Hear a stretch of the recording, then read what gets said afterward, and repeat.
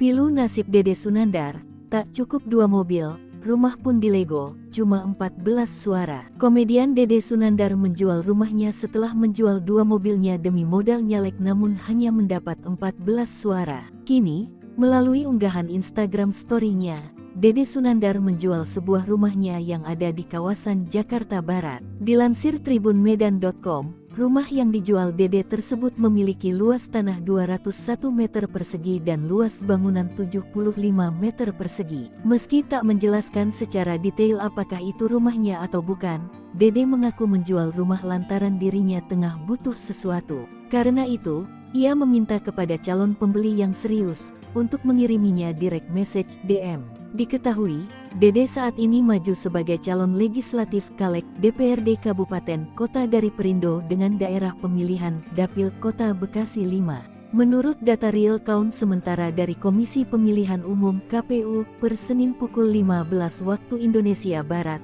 Dede baru mendapatkan 14 suara.